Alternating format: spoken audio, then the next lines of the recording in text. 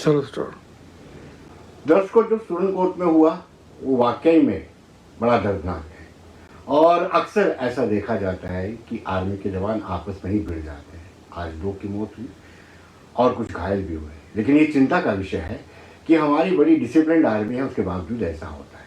हम चर्चा करेंगे रिटायर्ड कर्नल वीके साई, वीर चक्र, कल से आपका स्वागत है। धन्यवाद। आपका बड़ा अनुभव रहा है और आपने काफ़ी अपना जीवन पूरा सेना को दिया है और सेना के आप सारे एथिक्स जानते हैं, नियम कायदे जानते हैं। क्या वाकई में तनाव एक कारण रहता है जो आज हुआ है? विनोद जी, पहले तो मैं ये क्लैरिफाई करना चाहता हूँ कि ये इंसिडेंट टेरिटोरियल आर्मी में हुआ है। जी बिल्कुल। और जैसा आपने कहा कि आर्मी डिसिप्लिन्ड और ट्रेंड और सख्ती झेल जाती है, इतना टेंस होती नहीं आमतौर पर। राइट। तो ये टेरिटोरियल आर्मी है, ये लोग पक्के फौजी, इनको कहना मुनासिब नहीं है। जी। टेरिटोरियल आर्मी के हमारे पास फ्रंट लाइनर्स हैं जो कि ये बॉर्डर के एरियाज में नज़र आते हैं, जैसे कि ये यूनिट, इनकी गिनती 40,000 है। राइट। और 1,60,000 सेकंड लाइन के टेरिटोरियल आर्मी के हैं। जी। जैसे कि टेरिटोरियल आर्मी का रेलवे विंग है, जी। इकोलॉजिकल विंग है पठानकोट में। राइट। तो वो लोग पीछे की रखते हैं और ज़्यादातर इनमें वो लोग हैं जो कहीं बैंक में काम करते हैं, कहीं करते हैं, और साल में जी। 2 महीने के लिए जी। वो लोग आते हैं, फौजी ट्रेनिंग को थोड़ा सा जी। ताज़ा कर लेते हैं और अपने अपने काम पर लौट जाते हैं। जी। ये जो यूनिट्स हैं, जी। जिनको फ्रंट लाइन यूनिट्स कह रहे हैं, ये वो यूनिट्स हैं जिनको के होम एंड हर्थ बटालियन के नाम से जी। आरआर के बाद ही रेज किया गया था। राइट। या कुछ आरआर के साथ रेज किए गए थे, क्योंकि राष्ट्रीय राइफल्स में पूरे देश के लोग आते थे। अब एक केरलाइट के लिए सुरनकोट में या पुंछ में किसी गली में पहुंचना शायद इतना संभव नहीं था, और उनकी लैंग्वेज और बातचीत में भी थोड़ा सा उनको हैंडीकैप रहता था। राइट। तो ये होम एंड हर्थ बटालियंस उन्हीं इलाकों में जहां उन्होंने ऑपरेट करना है, वहीं से वॉलंटियर्स लेकर खड़ी की गई थी। जी। So this is one of the territorial army battalion, जी। जिसमें के लोकल्स होते हैं। लोकल्स को टेंशन भी हो सकता है, स्ट्रेस भी हो सकता है, क्योंकि इनके छुट्टी वुट्टी के लिए इतने सख्त नियम नहीं होते। जी। क्योंकि आर्मी में जब जब ये केसेस हुए तो पता चला कि घर में कोई बड़ा हादसा हो गया, कुछ मजबूरी हो गई, कोई बीमार हो गया, और यहाँ ड्यूटी की सख्ती या ड्यूटी की मजबूरी की वजह से, कमिटमेंट की वजह से, ड्यूटी प्रेशर्स की वजह से। कल सब कहीं ना कहीं दबाव तो जरूर रहता है। इनके जो काम होते हैं, एडमिनिस्ट्रेशन उनको तरजीह नहीं देती है।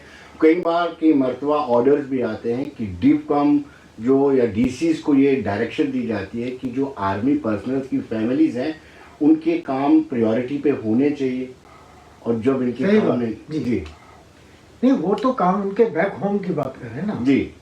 मैं वो बात कर रहा हूँ कि अगर ये घर पर जाना चाहते, नहीं जाना चाहते, रेगुलर आर्मी वाले, जी, उनको ये स्ट्रेस कई बार होता है कि मैंने केरला पहुंचना है। केरला में बीवी बहुत बीमार है। जी। केरला में माँ का डेथ बेड पर है, हॉस्पिटल ले जाना है। जी। तो उनको तो ये प्रेशर्स हो जाते हैं। जी। ये होम एंड हर्थ बटालियंस हैं, अपने घरों से 10-10, 15-15 किलोमीटर दूर है। जी। इनको स्पेयर करना, भेजना इतना मुश्किल नहीं होता। जी। कभी कभी इनकी आपस में पुरानी विलेज राइवलरीज भी नजर में आती हैं। जी। दो लोगों का एक ही थाली में एक साथ बैठ के खाना और फिर उस पर ही बुलेट चलाना कितना कठिन सा, असंभव सा लगता है। बहुत असंभव लगता है। तो शायद हम एक युग की बात कर रहे हैं जिससे देश बहुत आगे निकल आया है। जी। ये जो 3 खतरनाक, भयानक और गंदे कत्ल हुए हैं ना, जी, ये 2 तो पड़ोसियों ने कराए जी, और एक जिगरी दोस्त ने कराया है। जी। मैं बात कर रहा हूँ ये जो नूपुर के बाद के उदयपुर में, ये सब, इन 3 डेथ्स में जी एक जिगरी दोस्त ने ही कत्ल कराया जी, और बाकी 2 नेक्स्ट डोर नेबर्स ने कराया। जी। एक कश्मीर का भी किस्सा सुनते थे ना, जी, वो छुप गए थे, जी, ड्रम में घुस गए थे। जी। पड़ोसन ने बताया कि ऊपर जाकर ड्रम में देख लो। जी। तो वो जो वैल्यूज की आप बात कर रहे हैं, मेरा ख्याल बड़े पुराने वक्तों की बात रह गई है। जी। लेकिन आर्मी में डिसिप्लिन तो होना चाहिए। आर्मी में डिसिप्लिन है, बहुत टेरिटोरियल जबरदस्त आर्मी है। को आप बिल्कुल आर्मी से अलग क्यों देखते ये हैं? अलग ही है ना, टेरिटोरियल आर्मी आर्मी से अलग ही है। जी ना तो उनका 24 घंटे का वो कमिटमेंट है, ना उनका ड्यूटी कमिटमेंट है आर्मी की तरह, ना उनकी ट्रेनिंग उतनी लंबी होती है। जी। तो कब इसमें से जब आप हेल्म ऑफ द अफेयर पर थे, तब कोई जवान आपसे छुट्टी मांगता था, तो किस तरह से आप परखते थे उसको कि वाकई में जेन्युइनली जाना चाहते हैं? ये बड़ा इम्पोर्टेंट है। एक ट्रू कमांडर को जी जवान को कहना नहीं पड़ता। राइट। वो जरा जवान की चाल से, उसकी नज़र से, उसकी निगाह से, मेरे साथ ऐसे भी मौके हुए हैं कि मैंने कहा तुम इधर आ, तू जहन साफ करके निकल गया, ऐसे वापस आओ। तुम बीमार है? नहीं साहब। तुम ढीला चल? नहीं साहब। नहीं, तुम्हें कुछ तकलीफ है? 3-4 बार पूछ के कहता साहब वो कर चिट्ठी आई है, के चिट्ठी आई है? वो मारा गए पेट्रोलिंग के बाद दसगा। अच्छा अच्छा। मैं क्या, नहीं तुम अभी बताओ। राइट नहीं हमारा एम्बुश से जाना में अच्छा। मुड़िए 10 का। राइट। हमें भाव से पता चल जाता है कमांडर के लिए बच्चे हैं, ये उसका परिवार होता है। जी तो बहुत कम ऐसा मौका होता है कि उसको कहना पड़े। जी। और फिर उसके कुलीग्स हैं, खुद नहीं कहेगा, उसका साथी बता देगा, वालदा जी ये बसंते हुए घरों जी तकलीफ है कुछ, अच्छा ते मैं चल पाना इसी पीछे छड़ दो। अच्छा। Colleague will say Right. ये हवलदार विल कम जी कि साहब मैं डबल ड्यूटी करने को तैयार हूँ, इसको छुट्टी दे दीजिए। जी। Because we live like a family. Right. बहुत मोहब्बत प्यार से रहते हैं, और यही वजह है कि एक दूसरे की गोली शील्ड कर लेते हैं कि तू हट, जी। मुझे देखने दे। जी बूढ़ा कहता है बच्चे तू पीछे, मैंने बहुत जी लिया। और Right. बूढ़ा कहता है सर तो बुजुर्ग हो, भावुक बात कर तो रहे हैं। बुजुर्ग हो, जी तुम रहो, राइट। हम लिखेंगे का। जी तो ये जो बातचीत है ये एक बहुत मोहब्बत और प्यार की होती है, और ये सिर्फ हवा है कि उसको इतनी तकलीफ थी कि उसने वो कर लिया, बहुत कम होता है। जी। कल तक दर्शक जानना चाहिए कि आपको कितनी बुरक लगी और किस जंग में लड़ी?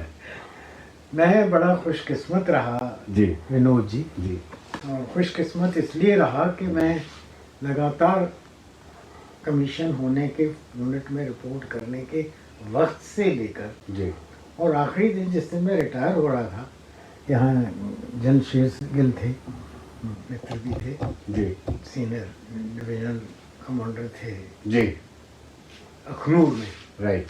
वो मुझे विजिट करने आए और हम दोनों को में लास्ट राउंड लगवा रहा था अपने एरिया का। जी और एक बर्स्ट मैं ड्राइव कर रहा था और साइड में बैठे थे, शीशा तोड़ता हुआ हम दोनों के बीच से निकल गया। अच्छा। तो ये that was my last day of service. Last day of service.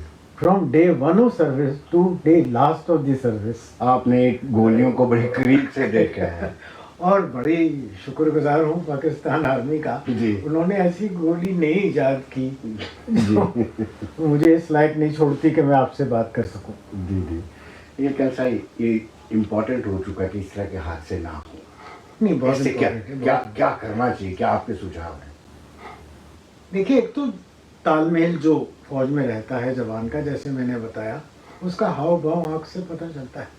वो मोहब्बत प्यार बना रहना जी। चाहिए, बहुत इम्पोर्टेंट है। जी और बाकी फिर हमारे प्रोसीजर्स हैं, सैनिक सम्मेलन होता है, हवलदार मेजर्स होते हैं, प्लेटून हवलदार होते हैं, सेक्शन कमांडर्स होते हैं, जिनका के सोना उठना बैठना खाना जवानों के साथ होता है। जी तो ये एक बड़ी रेयर सी चीज़ होती है। जी अब ये टीए की जो होम एंड हार्ट बटालियंस हैं, इसमें कई वजूहत हो सकते हैं। जी। कारण बढ़े। ये मेरे ख्याल में हमें मीडिया जजमेंट नहीं लेना चाहिए। राइट। एक इन्वेस्टिगेशन होगा, इंक्वायरी होगी, जो भी कारण है सामने आ जाएंगे, और जो भी कारण है उन्हें बड़ा गंभीरता से लेना चाहिए।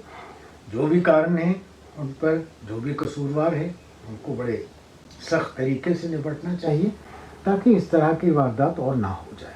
साहब आखिरी सवाल आपसे ये जानना चाहूँगा, क्या एडमिनिस्ट्रेशन का भी दायित्व बनता है कि जवान सरहद पर है और उसके परिवार की कोई दिक्कत है, उसको प्रायोरिटी पर साथ उठ करे?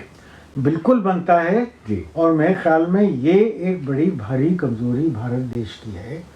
हम लोग जो वीर नारियां हम उनको कहते हैं, जी जिनके शौहर शहीद हो गए, जी, जिन्होंने शहादत दे दी, शहादत दे दी, वीर गति को प्राप्त हुए, जी, उनके वीर नारी कहते हैं। उसका भी कारण है एक, जी, वीर गति प्राप्त करने वाले को हम अमर शहीद कहते हैं, जी, और जो अमर है उसकी धर्म पत्नी को हम विधवा नहीं कहते, वीर नारी कहते हैं, क्योंकि जी। अगर वो अमर है तो ये विधवा कैसे हो सकती है। जी, ये राइट, देश पूरा की टेक्निक। संपत्ति है, जी, ये देश का सम्मान है, जी, और पूरा देश इन वीर नारियों का ऋणी है।